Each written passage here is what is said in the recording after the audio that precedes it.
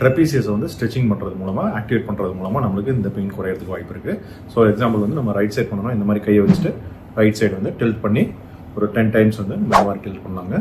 So இதே மாதிரி opposite சைட்லேயும் நமக்கு கையை வச்சுட்டு ஒரு 10 டைம்ஸ் இப்படி டில்ட் பண்ணுறது மூலமாக இந்த ட்ரெபீசியஸ் மசில்ஸ் வந்து நல்லா வந்து ஆக்டிவேட் ஆகி நம்மளுக்கு அதனால வரக்கூடிய பெயின் வந்து கம்ப்ளீட்டாக குறையிறதுக்கான வாய்ப்புகள் இருக்குங்க. முக்கியமாக வந்து இந்த நம்மளுக்கு இந்த ஆர்மில் வந்து முன்பகுதி, அதாவது இந்த முன்பகுதியில் போகக்கூடிய பைசெப்ஸ், இந்த இடத்துல வந்து நம்ம ஷோல்டர் ஜாயிண்ட்ல வந்து ஒரு தசை நாரா வந்து கீழே பைசெப்ஸ் மசில்ஸாக வந்து எல்போ வரையும் போகுங்க. ஸோ இந்த மசில்ஸை வந்து நம்ம ஆக்டிவேட் பண்ணுறது மூலமாக நம்மளுக்கு இந்த பைசெப்ஸ் மசில்ஸ்னால வரக்கூடிய பெயினை வந்து நம்ம குறைக்கிறதுக்கு வாய்ப்பு இருக்குது.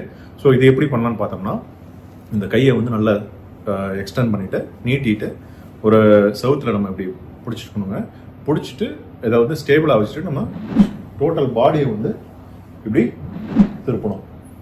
ஸோ இந்த மாதிரி நம்ம திருப்புறப்ப ரொட்டேட் பண்ணுறப்ப இந்த பகுதியில் ஷோல்டர் ஜாயிண்ட்டுக்கு மேலே போகக்கூடிய பைசெப்ஸ் டெண்டான் வந்து நல்லா வந்து ஸ்ட்ரெச் ஆகி ஆக்டிவேட் ஆகி பைசெப்ஸ் மசில்ஸ் ஆக்டிவேட் பண்ணுதுங்க.